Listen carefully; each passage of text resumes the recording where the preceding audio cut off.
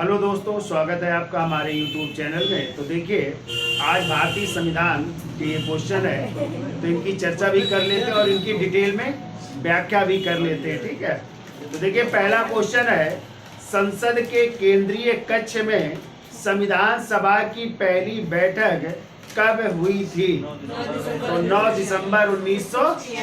तो आपको याद रखना है, यदि आ जाए कि संविधान सभा की पहली बैठक कब हुई, थोड़ी डिटेल में भी चर्चा कर लेते हैं। तो संविधान की पहली बैठक हो रही है 9 दिसंबर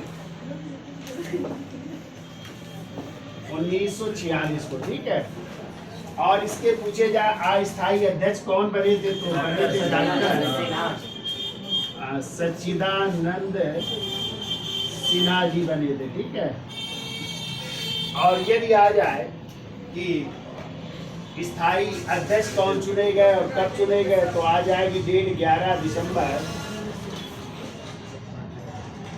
1946 को। कौन बने थे? डॉक्टर राजेंद्र प्रसाद जी बने थे स्थायी अध्यक्ष। राजेंद्र प्रसाद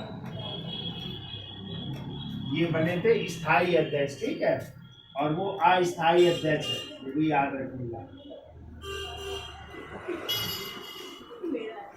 संविधान सभा के आ जाए उपाध्यक्ष कौन बने थे? उपाध्यक्ष ध्यान रखिएगा, सबसे पहले बने वीरेंद्र चंद्र मुखर्जी। वीरेंद्र चंद्र मुखर्जी बने, और फिर बने थे, जब इन्होंने त्याग पत्र दिया तो वी.टी. कृष्णामाचारी बने थे। वी.टी. कृष्णामाचारी बने थे। ठीक है, अब आता है संवैधानिक सलाहकार कौन थे? देखो, संवैधानिक सलाहकार भी याद रखिएगा, और संवैधानिक सलाहकार बने थे वी.एन. राव, यानी वेनेगर नरसिंह राव बने थे। ठीक है, वेनेगर नरसिंह राव। कोई पूछा जाए उद्देश्य प्रस्ताव किसने प्रस्तुत किया, तो देखिए उद्देश्य प्रस्ताव सर्वप्रथम प्रस्तुत किया था 13 दिसंबर 1946 को पंडित जवाहरलाल नेहरू ने। और यदि ये पूछा जाए इस उद्देश्य प्रस्ताव को कब अपनाया गया, या यही उद्देश्य प्रस्ताव प्रस्तावना बन रहा है, या इसको अपनाया कब गया, इसको अपनाया गया है, क्या हो जाएगी डेट? 22 जनवरी 1947 को। ठीक है, अब एक और क्वेश्चन आता है, संविधान का पहला प्रारूप किसने तैयार किया? संविधान का प्रथम प्रारूप तैयार किया था वी.एन. राव, यानी वेनेगर नरसिंह राव। और इनके प्रारूप में कितने अनुच्छेद थे? इनके प्रारूप में अनुच्छेद थे 243। ठीक है, और अनुसूचियां, कितनी अनुसूचियों की सिफारिश की थी? 6 क्यों? 13 अनुसूचियों की सिफारिश की थी। ठीक है, और इसी प्रारूप पर फिर चर्चा हुई थी। फिर किसका गठन हुआ था? प्रारूप समिति का गठन हुआ था, प्रारूप समिति। और प्रारूप समिति कब गठित हुई, तो याद रखिएगा 29 अगस्त 1947 को। ठीक है, इसके अध्यक्ष पूछे जाए, ये 7 सदस्य थी। ठीक है, अध्यक्ष थे डॉक्टर भीमराव अंबेडकर, और 6 अन्य सदस्य थे, यानी ये 7 सदस्य। और फिर इन्होंने भी प्रारूप तैयार किया, और इनके प्रारूप में आ जाए कितने अनुच्छेद थे, क्या बताओगे?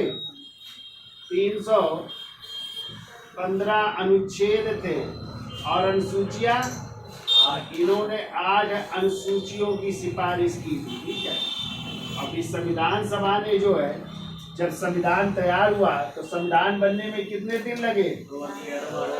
2 वर्ष 11 माह 18 दिन का समय लगा। कितने लाख रुपए? 64 लाख रुपए खर्च हुए। कब बन करके तैयार हुआ? 26 नवंबर 1949। तो इस दिन संविधान को क्या किया गया? अंगीकृत, अधिनियमित एवं आत्मार्पित किया गया। ठीक है, और आत्मार्पित किया गया, ये अपनाया गया। तो 26 नवंबर को कौन सा दिवस मनाते हो? संविधान दिवस या लाल दिवस। ठीक है, और लागू कब हुआ? 26 जनवरी 1950 को संविधान आपका लागू हो रहा है। ठीक है, इतनी चीजें याद रखिएगा। चलिए अगला क्वेश्चन। अगला क्वेश्चन है, निम्नलिखित में किस देश का सबसे बड़ा कानून कौन सा है? किसी देश का? भारतीय संविधान। ठीक है, फिर आइए, भारत की संविधान का विधि सलाहकार कौन था? अभी हमने बताया BN है, यही संवैधानिक सलाहकार या विधि सलाहकार बेनेगल नरसिंह राव थे। कह रहा इनमें से कौन सा उपबंध अमेरिका से नहीं लिया गया? मौलिक अधिकार, न्यायिक पुनराविलोकन, निर्वाचित राष्ट्रपति या संसदीय शासन? तो संसदीय शासन नहीं लिया गया, संसदीय व्यवस्था ब्रिटेन से ली गई है। ठीक है, कह रहा संविधान संशोधन की प्रक्रिया किस संविधान से ली गई है?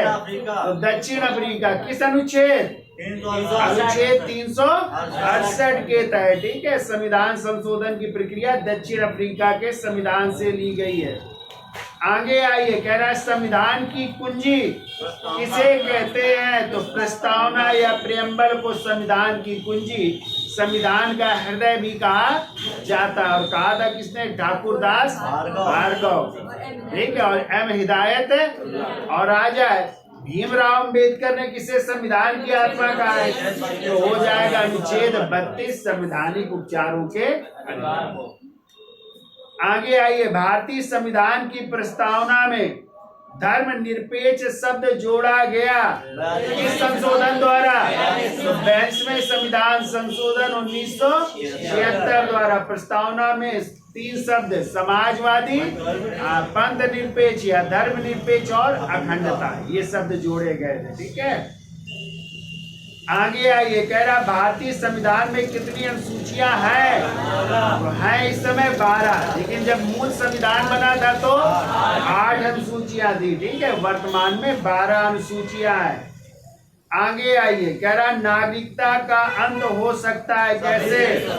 तो नागरिकता का परित्याग करने से, सही है, अन्य देशों की नागरिकता लेने से और सरकार द्वारा नागरिकता छीनने पर, यानी सभी आंसर सही हैं। ठीक है, कह रहा है संविधान में मौलिक अधिकारों का वर्णन है तो भाग 3 अनुच्छेद 12 से 35 तक। और कहाँ से लिए गए मौलिक अधिकार? अमेरिका के संविधान से लिए गए हैं। ठीक है, आगे आइए, अस्पृश्यता का अंत किस अनुच्छेद के अंतर्गत किया गया है? तो अनुच्छेद 17 में छुआछूत का अंत या अस्पृश्यता के अंत की बात की गई है। ठीक है, कह रहा वर्तमान में मूल अधिकारों एवं मूल कर्तव्यों की संख्या है क्रमशः। तो इस समय 6 मूल अधिकार और 11 मूल, लेकिन जब मूल संविधान था तब 7 मूल अधिकार थे। कितने थे?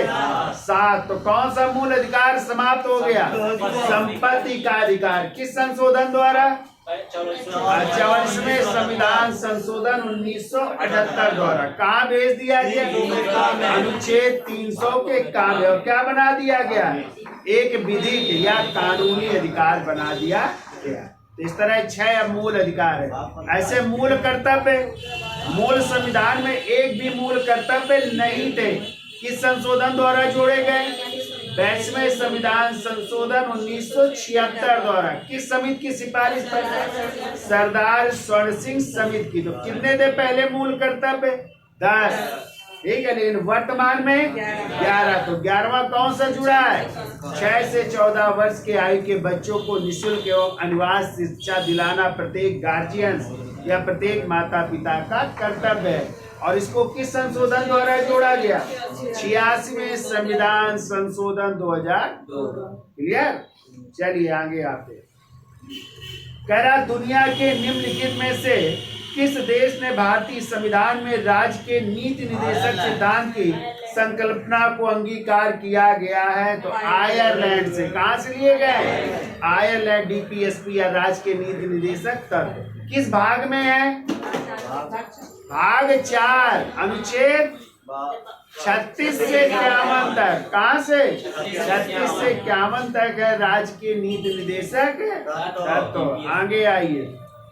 कह रहा है हमारे संविधान में मूल अधिकार कहाँ के संविधान द्वारा प्रेरित है?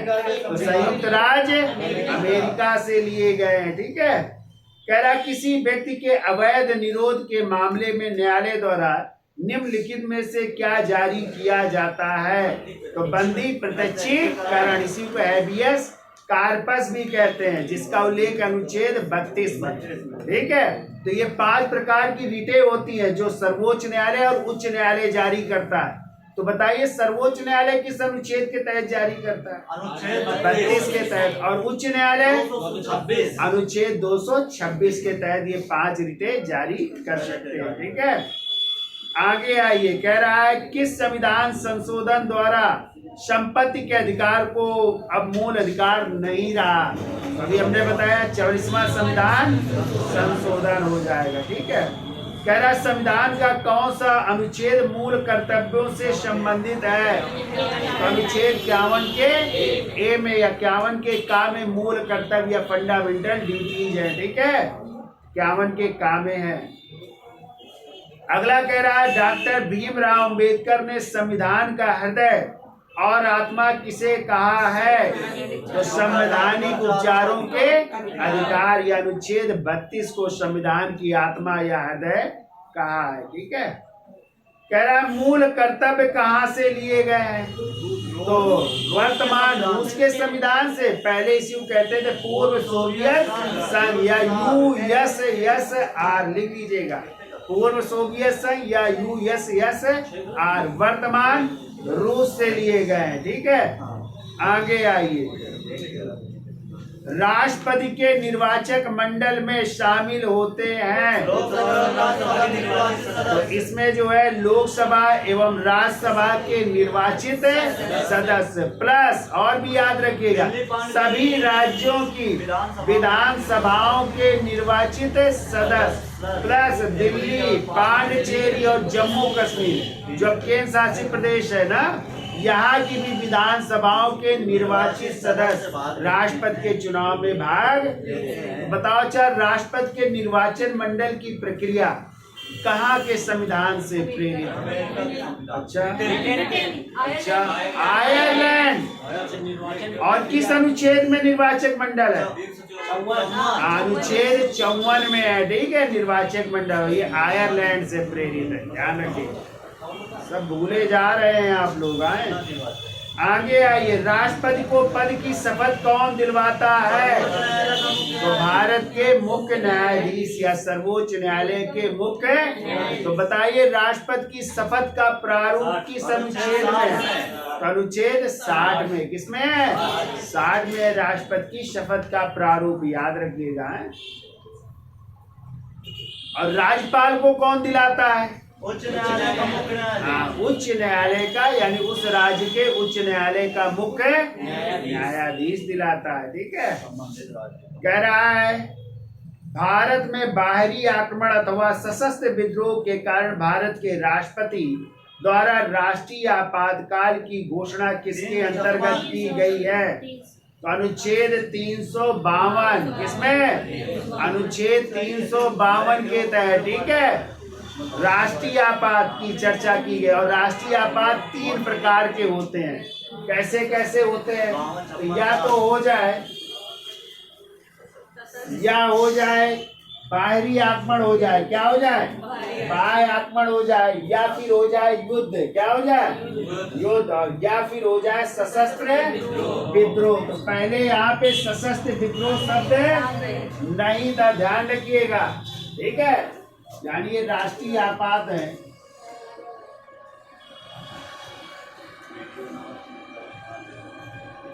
अनुच्छेद 352 और 352 में 3 प्रकार के हैं राष्ट्रीय आपात। ठीक है, पहला कह रहा है बाह्य आक्रमण हो जाए या फिर युद्ध हो जाए किसी देश के साथ, और या फिर हो जाए सशस्त्र विद्रोह। ठीक है, सशस्त्र विद्रोह। पहले यहाँ पे ये शब्द नहीं था, ध्यान रखिएगा। पहले यहाँ पे था आंतरिक अशांति। क्या था शब्द? आंतरिक अशांति था। लेकिन आपको पता है इस संशोधन द्वारा 44वें संविधान संशोधन 1978 द्वारा आंतरिक अशांति शब्द को हटा करके क्या कर दिया गया? सशस्त्र विद्रोह। ये है 352। और जो आप लोगों का एक और आपात है वो है अनुच्छेद 356। ठीक है, और इसी को कहते हैं राष्ट्रपति शासन। यानी यदि किसी राज्य की प्रशासनिक व्यवस्था खराब हो जाती है तो राष्ट्रपति शासन वहां पे लग जाता है। ठीक है, या राज्यपाल की सिफारिश पर या किसी अन्य बात से पता चल जाए तो। और तीसरा आपात है वो है वित्तीय आपात, और इसका उल्लेख अनुच्छेद 360 में वित्तीय आपात का उल्लेख है। ठीक है, और वित्तीय आपात अभी भारत में एक बार भी लागू नहीं हुआ है। ठीक है, ये याद रखिएगा, भी ये लागू नहीं हुआ है। ठीक है, आगे आइए भाई। भारतीय उच्चतम न्यायालय के न्यायाधीशों की नियुक्ति कौन करता है? तो भारत के राष्ट्रपति करते हैं। तो कितने न्यायाधीश हैं उच्चतम न्यायालय में? 34। कितने? 34 है। 1 प्लस 33 बराबर 34। तो एक क्या है? मुख्य न्यायाधीश है और 33 अन्य न्यायाधीश है। कौन है मुख्य न्यायाधीश? मुख्य न्यायाधीश होते हैं और 33 अन्य न्यायाधीश। ठीक है, तो मुख्य न्यायाधीश कौन है? DY चंद्रचूड़ जी है, यानी धनंजय यशवंत चंद्रचूड़। किस क्रम के हैं? 50वें क्रम में भी है, ये भी याद रखिएगा। ठीक है, तो इस समय टोटल न्यायाधीशों की संख्या 34 है, एक मुख्य और 33 अन्य न्यायाधीश है। ठीक है, आगे आइए।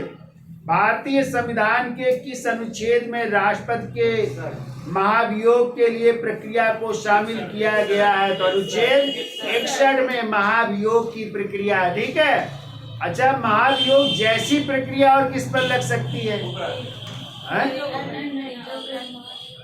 तो मुख्य निर्वाचन आयुक्त और कैग का मतलब नियंत्रक एवं महालेखा, और सर्वोच्च न्यायालय के न्यायाधीश प्लस उच्च न्यायालय के न्यायाधीशों पर भी महाभियोग जैसी प्रक्रिया लग सकती है। तो बताइए, जो राष्ट्रपति पर महाभियोग की प्रक्रिया लगती है, न्यायिक प्रक्रिया है कि अर्ध न्यायिक प्रक्रिया? हाँ, तो एक ऐसी प्रक्रिया अर्ध न्यायिक प्रक्रिया है, क्योंकि इसमें दंड देने का कार्य जो है न्यायपालिका नहीं करती बल्कि कार्यपालिका करती, यानी संसद में लाया जाता है और संसद से प्रस्ताव दोनों सदनों से पास हो जाता है तो राष्ट्रपति को अपने पद से हटना पड़ता है। एक ऐसी प्रक्रिया अर्ध न्यायिक प्रक्रिया। क्लियर? चलिए, कह रहा राज्यसभा के लिए राष्ट्रपति द्वारा कितने सदस्य नामित किए जाते हैं? 12 सदस्य। कितने? और इसका उल्लेख अनुच्छेद 80 के 3 के तहत, जो किस क्षेत्र से होते हैं? साहित्य, कला, विज्ञान, समाज सेवा के क्षेत्र से होते हैं। ठीक है, कह रहा संघ की संसद में शामिल है। तो संसद किससे मिलकर के बनती भैया? लोकसभा, राज्यसभा और राष्ट्रपति से मिलती है। ठीक है, तो बताइए संसद का उल्लेख किस अनुच्छेद में है? ध्यान रखिएगा, संसद का उल्लेख है अनुच्छेद 79 में। ठीक है, 79 में। संसद का उच्च सदन क्या है? राज्य सभा, और राज्यसभा का उल्लेख है, याद रखिएगा, 80 में। कितने में? 80। और दूसरा सदन है लोक सभा, जिसे जनता का सदन, लोकप्रिय सदन, कई नामों से जानते हैं, और इसका उल्लेख है अनुच्छेद 81 में। और तीसरे हैं भारत के राष्ट्रपति जी, जिनका उल्लेख अनुच्छेद 52 में है, ठीक है। तो इस तरह संसद जो है इन 3 लोगों से मिलकर के बनती, राज्यसभा, लोकसभा और राष्ट्रपति से, ठीक है। और सदन पूछे जाए संसद के कितने, तो 2, एक राज्यसभा और एक लोकसभा, ठीक है। तो राज्यसभा का कार्यकाल कितने वर्ष का होता है? हाँ, तो ध्यान रखिएगा, राज्यसभा एक स्थायी, हाँ, जो कभी ना तो भंग होती है ना समाप्त होती है, इसका कोई कार्यकाल, हाँ। और आ जाए राज्यसभा के सदस्यों का कार्यकाल, तो मारेंगे 6 वर्ष। और ऐसा सिस्टम है कि प्रत्येक 2 वर्ष में 1/3 सदस्यों का कार्यकाल पूरा हो जाता है, उसकी जगह नए भर लिए जाते हैं या वो पुनः निर्वाचित हो सकते। अगला कह रहा है मत देने का अधिकार है, राजनैतिक अधिकार है। कैसा अधिकार है? राजनैतिक अधिकार है, ठीक है। आगे आइए, संसद के किसी भी सदन के 2 सत्रों के बीच अंतराल किससे अधिक नहीं होना चाहिए, तो 6 माह से अधिक का नहीं होना, यानी 6 माह के अंदर संसद का अधिवेशन बुलाया जाना चाहिए, ठीक है। आगे आइए, कह रहा भारत में वोट देने की न्यूनतम पात्रता क्या है? 18 वर्ष। पहले कितनी थी? 20 वर्ष। किस संशोधन द्वारा? 61वें संविधान संशोधन 1989 द्वारा 21 वर्ष से घटाकर मताधिकार की आयु 18 वर्ष कर दी गई है, ठीक है। तो वयस्क मताधिकार का उल्लेख किस अनुच्छेद में? 326 में। किसमें? हाँ। आगे आइए, कह रहा भारत के संविधान की कौन सी अनुसूची में विरोधी दल बदल अधिनियम से संबंधित प्रावधान शामिल है? तो 10वीं अनुसूची में दल बदल विधेयक है। और इसको किस संशोधन द्वारा जोड़ा गया था? 52वें संविधान संशोधन 1985 द्वारा दल बदल कानून को जोड़ा गया था। कह रहा है लोकसभा सदस्यों की अधिकतम सदस्य संख्या कितनी होती है? अब याद रखिएगा, अब इसको सही कर लीजिएगा। अधिकतम सदस्य संख्या लोकसभा की 550। कितनी? 550 हो जाएगी। और यदि पूछा जाए वर्तमान में लोकसभा की सदस्य संख्या 543 है। 543 में याद रखना 524 आएंगे राज्यों से और 19 आएंगे केंद्र शासित प्रदेशों से। तो ये राज्यों से चुन करके आएंगे और 19 कहाँ से? केंद्र शासित प्रदेश से आएंगे, ठीक है। ये भी आपको याद रखना है, ठीक है। अब राज्यों में आ जाए, सबसे ज्यादा कहाँ से आएंगे? तो उत्तर प्रदेश से। कितनी सीटें हैं? 80। राज्य लोकसभा में कितनी है? 80 सीटें, ठीक है। इस तरह याद रखिएगा, क्योंकि 2 इंडो इंडियन मनोनीत होते थे पहले लोकसभा, उनको क्या कर दिया गया? समाप्त। किस संशोधन द्वारा? 104वें संविधान संशोधन द्वारा, ठीक है। अब कह रहा है सर्वाधिक राज्यसभा सदस्य किस प्रदेश से चुने जाते हैं? तो उत्तर प्रदेश से। कितने? 31। कितने सदस्य? अच्छा बताइए, आ जाए राज्यसभा की अधिकतम सदस्य संख्या 250। 250। वर्तमान में 245। अब 245 में 233 कहाँ से आएंगे? राज्यों से और केंद्र शासित। और 12 सदस्य किसके द्वारा? राष्ट्रपति द्वारा। जो साहित्य कला। अब इन 233 में भी याद रखिएगा कैसे बंटवारा है 233 का? 225 प्लस 8, ठीक है। तो 225 कहाँ से आएंगे? राज्यों से। और 8 कहाँ से आएंगे? 8 केंद्र शासित प्रदेश से, ठीक है। तो दिल्ली से कितने? 3। और जम्मू कश्मीर से 4। और 1 कहाँ से? पांडिचेरी से। तो दिल्ली से 3, जम्मू कश्मीर से 4 और 1 जो है पांडिचेरी से, ठीक है। इतने चुन करके आज से। चलिए आगे आते हैं।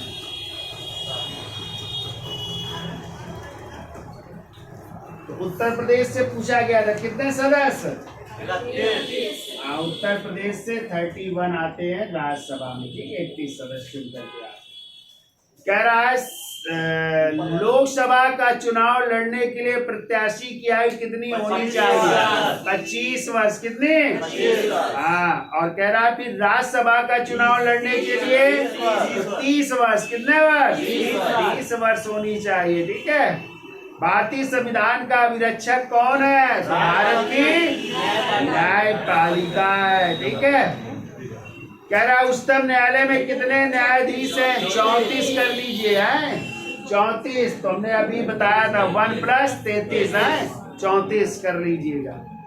कह रहा है उच्चतम न्यायालय के मुख्य न्यायाधीश कितने वर्ष की आयु तक पद पर रहते हैं? 65 वर्ष की आयु तक रहते हैं। ठीक है। ये कह रहा है भारत में न्यायपालिका के गठन संबंधी उपबंध किस अनुच्छेद में वर्णित है? 124 में। ठीक है। अनुच्छेद 124 में है। आगे आइए। कह रहा है किस केंद्र शासित प्रदेश का अपना उच्च न्यायालय है? तो दिल्ली। और अब दूसरा याद रखना, जम्मू कश्मीर का भी अपना उच्च न्यायालय है। ठीक है। तो दोनों कर लेना है, दिल्ली और जम्मू कश्मीर। अगला क्वेश्चन कह रहा उच्च न्यायालय का मुख्य न्यायाधीश कितनी आयु पर सेवानिवृत्त होता है? तो 62 वर्ष की आयु में होता है। ठीक है। राज्य किसके माध्यम से काम करता है? तो सरकार के माध्यम से। किसके माध्यम से? सरकार होती है राज्य में भी। ठीक है। कह रहा है जिला न्यायालयों के न्यायाधीशों की नियुक्ति किसके द्वारा की जाती है? तो राज्य के राज्यपाल द्वारा की जाती है। ठीक है। कह रहा निम्नलिखित विकल्पों में से किसके सदस्य राज्यों के मुख्यमंत्री होते हैं? तो नीति आयोग। और नीति आयोग का गठन कब हुआ है? 1 जनवरी 2015 को। पहले क्या नाम था नीति आयोग का? योजना आयोग। योजना आयोग का गठन कब हुआ था?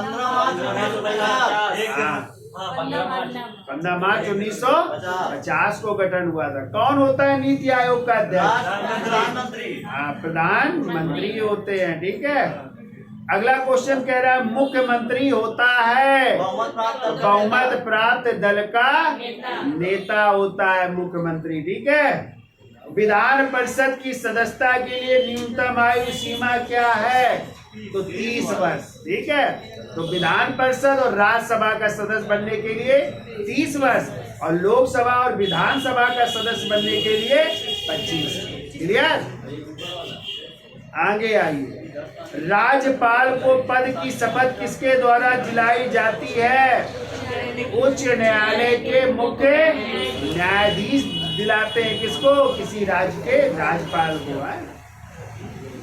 आगे आइए। भारत में किस राज्य में महिला मुख्यमंत्री कभी नहीं बनी? कह रहा तमिलनाडु, राजस्थान, उत्तर प्रदेश, महाराष्ट्र। तो महाराष्ट्र में भी कोई महिला मुख्यमंत्री नहीं बनी है। ठीक है। कह रहा भारत के संविधान का 73वां संशोधन अधिनियम 1992 के पारित किए जाने का कारण था पंचायती राज व्यवस्था को बल प्रदान करना। तो आपको पता है 73वां संविधान संशोधन 92 में तो भाग 9 को क्या किया गया था? संशोधित किया गया था ना। एक अनुसूची जोड़ी गई थी। कौन सी? 11वीं अनुसूची। और कितने अनुच्छेद जोड़े गए थे? 16। 243 से लेकर के 243 के 8 तक। और कितने विषय शामिल किए गए थे? 29 विषय शामिल किए गए थे। ठीक है ना। पंचायती राज प्रणाली पहले किन 2 राज्यों में लागू की गई? आंध्र प्रदेश और राजस्थान में। आप लोगों ने पढ़ा होगा कि वैसे आ जाए प्रतीकात्मक रूप से पंचायती राज व्यवस्था की शुरुआत कहाँ की गई थी? आंध्र प्रदेश में 1958 में। फिर इसके बाद 2 अक्टूबर 1959 को राजस्थान के नागौर जिले के बगदरी गांव से, ठीक है, पंडित जवाहरलाल नेहरू ने जो है पंचायती राज व्यवस्था का क्या किया? उद्घाटन किया। और उसी साल राजस्थान में भी और उसी साल आंध्र प्रदेश में भी पंचायती राज व्यवस्था को लागू किया गया। कब? 1959। क्लियर? चलिए आगे आते हैं। निम्नलिखित में कौन सी संस्था पंचायती राज संस्था नहीं है? तो ग्राम सहकारी सोसाइटी नहीं है। ठीक है। आगे आइए। पंचायतों से संबंधित संविधान का भाग कौन सा है? भाग 9। कौन सा है? तो भाग 9 में है पंचायती राज व्यवस्था है। ठीक है। कह रहा त्रिस्तरीय पंचायती राज व्यवस्था की स्थापना किस समिति की सिफारिश पर की गई थी? तो बलवंत राय मेहता। कब आई थी समिति? 1957 में। 1957 में बलवंत राय मेहता समिति, इन्होंने ही त्रिस्तरीय पंचायती राज व्यवस्था की सिफारिश की थी। ठीक है, आगे आइए। कह रहा नीति आयोग है एक गैर संवैधानिक निकाय है। कैसा है? एक गैर संवैधानिक निकाय है। ठीक है, वित्त आयोग का गठन किस अनुच्छेद के तहत किया जाता है? तो अनुच्छेद 280 में। और वित्त आयोग के प्रथम अध्यक्ष कौन थे? के.सी. नियोगी। और अभी 16वां वित्त आयोग गठित हुआ अरविंद पनगड़िया की अध्यक्षता में। ये नोट कर लेना है, करंट का क्वेश्चन है। अरविंद पनगड़िया की अध्यक्षता में 16वां वित्त आयोग। और जबकि 15वें वित्त आयोग के अध्यक्ष थे N.K. सिंह, नंद किशोर सिंह। ठीक है, 12वां भी बहुत पूछा जाता है, सी रंग राजन। 11वें के थे अली मोहम्मद खुसरो। 10वें के थे के.सी. पंत। 13वें के थे विजय केलकर। 14वें के थे Y.D. रेड्डी। 15वें के N.K. सिंह। और 16वां भी हमने बताया अरविंद पनगड़िया। पहला याद रखिए और 10वें से लेकर के 16वें तक भी आपको याद होने चाहिए, कोई भी आ सकता है। ठीक है, चलिए आगे आते हैं। कह रहा संघ लोक सेवा आयोग के अध्यक्ष एवं सदस्यों का कार्यकाल होता है 6 वर्षों के लिए। कितने वर्षों के लिए? फिर कह रहा शिक्षा विषय है कहाँ का? तो शिक्षा समवर्ती सूची का। शिक्षा बहुत पूछा जाता है, वन भी बहुत पूछा जाता है, वन भी समवर्ती सूची के विषय है। ठीक है, दोनों याद रखिए। कह रहा भारतीय संविधान के अनुच्छेद 368 का किससे संबंध है? तो संविधान संशोधन की प्रक्रिया से, जो लिया गया दक्षिण अफ्रीका के संविधान से लिया गया। कह रहा भारत के प्रथम मुख्य चुनाव आयुक्त कौन थे? Sukumar Sen, chief election commission. बताओ कब गठन हुआ था? निर्वाचन आयोग का गठन कब हुआ था? निर्वाचन आयोग का गठन कब हुआ था? 25 जनवरी 1950। 25 जनवरी 1950। इसीलिए 25 जनवरी को क्या मनाते हो? राष्ट्रीय मतदाता दिवस मनाते हैं। ठीक है, और वर्तमान में कौन है मुख्य चुनाव आयुक्त?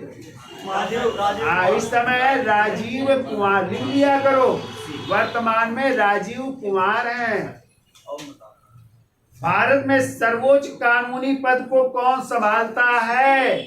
महान्यायवादी, जिन्हें अटॉर्नी जनरल ऑफ इंडिया कहते हैं, जिनका उल्लेख है अनुच्छेद 76 में। किसमें है? और राज्य का पहला विधि अधिकारी महाधिवक्ता या एडवोकेट जनरल होता है, जिसका उल्लेख अनुच्छेद 165 में। याद रहेगा। कौन है इस समय भारत के महान्यायवादी? आर वेंकट रमणी जी हैं। कौन है? लिख लिया करो भैया, क्योंकि हमें पता है भूल जाएंगे आप लोग। आर वेंकट रमणी जी हैं। कह रहा भारत के महान्यायवादी को कहां पर सुनवाई करने का अधिकार है? तो भारत के किसी भी न्यायालय में उनको सुनवाई का अधिकार होता है।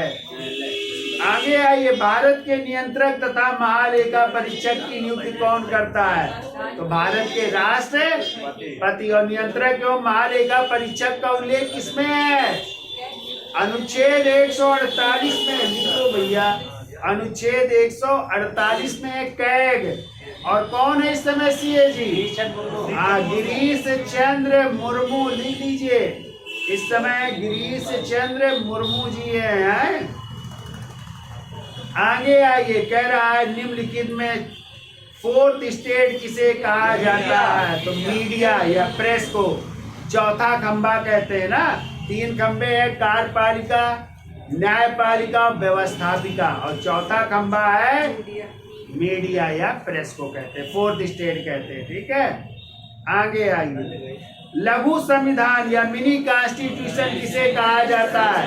तो 22वें संविधान संशोधन को मिनी कॉन्स्टिट्यूशन या लघु संविधान कहा जाता है। सर्वाधिक संशोधन हुए ना 22वें संविधान संशोधन के तहत, इसीलिए इसे कहते हैं।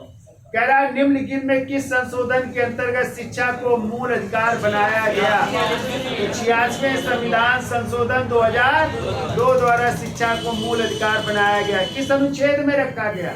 45 का। अरे 21 के क में मूल अधिकार है। अनुच्छेद 45 तो राज्य के नीति है, उसमें 0 से 6 है भैया, 6 से 14 नहीं है।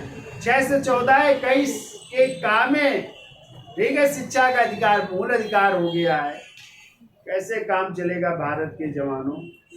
आगे आइए। हमारे राष्ट्रीय ध्वज के मध्य में स्थित धर्म चक्र का रंग क्या है? नेवी ब्लू या गहरा नीला रंग का चक्र है, जिसमें 24 तीलियां हैं और 2 तीलियों के बीच 15 अंश का कोण बनता है। किसने डिजाइन किया है झंडे? हैप्पी वेंकैया ने डिजाइन किया है। झंडा समिति के अध्यक्ष कौन थे? डॉक्टर राजेंद्र प्रसाद थे। आइए, राष्ट्रीय ध्वज का लंबाई और चौड़ाई का अनुपात 3:2। कितना भी बड़ा हो, कितना भी छोटा, अनुपात क्या रहेगा? 3:3 लंबाई और 2 चौड़ाई, ठीक है, ये अनुपात रहेगा। अगला कह रहा है इनमें से कौन सा सही सुमेलित नहीं है? तो भारत का राष्ट्रीय पुष्प कमल, सही है ना? भारत का राष्ट्रीय पशु बाघ, सही है ना? भारत का राष्ट्रीय वृक्ष बरगद, सही है। और भारत का राष्ट्रीय पक्षी सारस कह रहा है, ये गलत है। भारत का राष्ट्रीय पक्षी है मोर। क्या है? मोर है। राष्ट्रीय ध्वज को कब अपनाया गया? 22 जुलाई 1947 को राष्ट्रीय ध्वज को अपनाया गया। जल्दी बता दो, राष्ट्रीय पंचांग को कब अपनाया गया? 22 मार्च 1957 को अपनाया गया। बता दीजिए, राष्ट्रगान को कब अपनाया गया? 24 जनवरी 1900। और आज राष्ट्रगीत कब अपनाया गया? 24 जनवरी 1900। आज जलीय जंतु को कब अपनाया गया? 5 अक्टूबर 2009 को। जलीय जंतु क्या है? डॉल्फिन, गांगे डॉल्फिन है। विरासत पशु क्या है? हाथी को कब विरासत पशु? 2010 को विरासत पशु हाथी को शामिल किया गया है, ठीक है। तो ये क्वेश्चन थे।